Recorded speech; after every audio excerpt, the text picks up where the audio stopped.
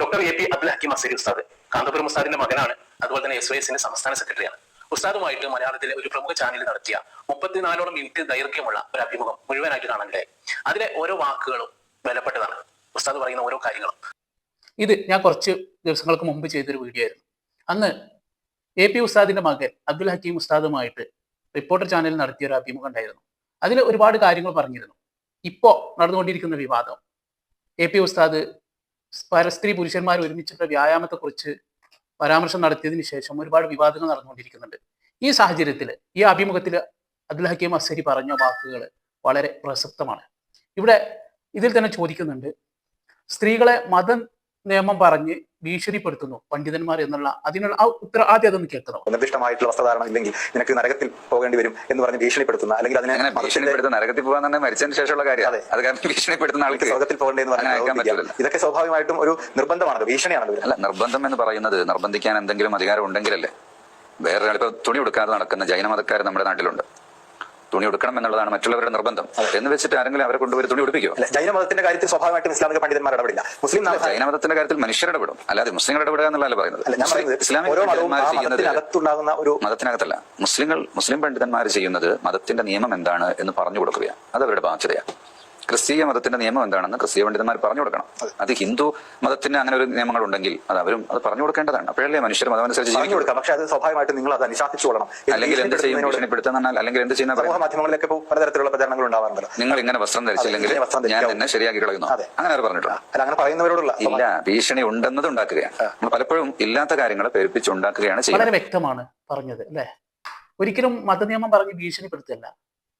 ഇസ്ലാമിക പണ്ഡിതന്മാർ ആ മതനിയമം പറയുന്നു, അതുപോലെ തന്നെ ഹിന്ദു പുരോഹിതന്മാർ അത് പറയണം, ക്രിസ്ത്യൻ പുരോഹിതന്മാർ അത് പറയണം. ഇത് ഇവിടത്തുള്ള ഒരു കാര്യത്തിന് വേണ്ടിയിട്ടല്ല, മരിച്ചു പോയാലുള്ള ഒരു വിഷയവുമായിട്ട് ബന്ധപ്പെട്ട അതിന് വിശ്വാസമുള്ള വിശ്വാസികളെ ഓർമ്മപ്പെടുത്തുകയാണ്. പിന്നീട് അവതാരികൻ ചോദിക്കുന്നുണ്ട്, ഇസ്ലാമിക നിയമം തെറ്റിച്ചാല് മതത്തിൽ നിന്ന് പുറത്തു പോകുമെന്ന്. അതുകൂടെ നമുക്ക് കേൾക്കാം. എന്നല്ല, മതത്തിലൊരു നിയമം, ഒരാൾക്ക് പന്നിമാംസം കഴിക്കാൻ പറ്റോ ഇല്ലേ? ക്രിസ്തു മതത്തിൽ പറ്റും, ഇസ്ലാം മതത്തിൽ പറ്റൂല. അപ്പോ ആ ഒരു ഇസ്ലാം മതത്തിൽ വന്നു കഴിക്കാൻ പറ്റൂല എന്ന് പറയുമ്പോൾ അതൊരു സ്വാതന്ത്ര്യത്തിനെതിരല്ല. അയാൾക്ക് കഴിക്കാം, അയാൾ ഇസ്ലാം ആകുന്നില്ല എന്ന് മാത്രമേ ഉള്ളൂ. ഇസ്ലാമിക ചിട്ടയിൽ ജീവിതമാകുന്നില്ല എന്ന് മാത്രമേ ഉള്ളൂ. കഴിക്കുന്നതോടുകൂടി അയാൾ ഇസ്ലാം അല്ലാതാവുന്നു. ഇസ്ലാം അല്ലാതാകുന്നില്ല. ഇസ്ലാമില് മതത്തിൽ നിന്ന് ഒരാൾ തെറ്റ് ചെയ്തതുകൊണ്ട് പുറത്തു പോകില്ല. വിശ്വാസം തെറ്റിയാൽ മാത്രമേ മതത്തിൽ നിന്ന് പുറത്തു പോവുകയുള്ളൂ. ഒരിക്കലും മതനിയമം തെറ്റിച്ചാല് ഇസ്ലാം നിന്ന് പുറത്തു പോകില്ല. അതാണ് ഉസ്താദ് പറയുന്നത്. നോക്കൂ നിങ്ങൾ, വളരെ വ്യക്തമാണ്. ഇപ്പൊ നമ്മളൊക്കെ ഒരുപാട് തെറ്റുകൾ ചെയ്യുന്നുണ്ട്. നമുക്ക് അതിന് പാശ്ചാത്തപിക്കാനുള്ള അവസരങ്ങളുണ്ട്, ഒക്കെ ഉണ്ട് അല്ലേ. നമ്മൾ അതിന് പാശ്ചാത്തപിച്ചിട്ടില്ലെങ്കിൽ വിശ്വാസമുള്ള ആൾക്കാരോടാണ് പറയുന്നത്, അല്ലാത്തവരോടല്ല. നമ്മൾ മരിച്ചതിന് ശേഷം അതിന് നമ്മളെ ശിക്ഷിക്കുമെന്നുള്ളത് നമുക്കറിയാം. നമ്മൾ ആ ശിക്ഷ കഴിഞ്ഞാൽ മാത്രമേ നമുക്ക് സ്വർഗത്തിലേക്ക് എത്താൻ പറ്റുള്ളൂ. അപ്പോൾ പണ്ഡിതന്മാർ ഇത്തരം കാര്യങ്ങൾ വിശ്വാസികളെ ഓർമ്മപ്പെടുത്തുകയാണ്.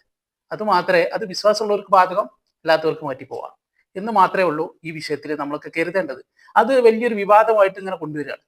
അപ്പോ ഈ വിവാദം ഏറ്റവും കൂടുതൽ ഏറ്റെടുത്ത ആളുകളാണ് എക്സ് മുസ്ലിങ്ങൾ എന്ന് പറയുന്ന ഒരു വിഭാഗം. അത് ഈ അവതാരകനും മനസ്സിലായിട്ടുണ്ട്. ഇനി അതുമായിട്ട് ബന്ധപ്പെട്ട ഒരു ചോദ്യം ചോദിക്കുന്നുണ്ട്, അതൊന്ന് കേട്ടു നോക്കി നിങ്ങൾ. മുസ്ലിം നാമധാരികളാണ്, പക്ഷെ അവർ സ്വയം വിശേഷിപ്പിക്കുന്നത് എക്സ് മുസ്ലിം എന്നുള്ളതാണ്. അങ്ങനെ ഒരു മുസ്ലിം ആയിരുന്നു എന്നവർ പറയുന്നുണ്ടെങ്കിൽ എന്നാണ് മുസ്ലിം ആയിരുന്നത്? മുസ്ലിം ആയിരുന്നപ്പോൾ അവരെന്തായിരുന്നു ചെയ്തത്? ഏത് ഡേറ്റ് മുതലാണ് അവർ എക്സ് ആയത് എന്നൊന്ന് ചോദിച്ചു നോക്കാം. അവർ പക്ഷേ അവരുടെ പ്രധാനപ്പെട്ട ജോലി എന്ന് പറയുന്നത് ഇസ്ലാം മതത്തെയും അതിന്റെ ആചാരങ്ങളെയും ഒക്കെ വിമർശിക്കുക എന്നുള്ളതാണ്. അത് സ്വാഭാവികമായിട്ടും മതത്തിനകത്തൊരു കൺഫ്യൂഷൻ ഉണ്ടാക്കുക. അത് ഏറ്റവും കൂടുതൽ സ്വീകാര്യത ലഭിക്കുന്ന ഒരു മതം ഇസ്ലാം ആയതുകൊണ്ട് അതിനെതിരെ ശത്രുക്കൾ കൂടുതലാണ്.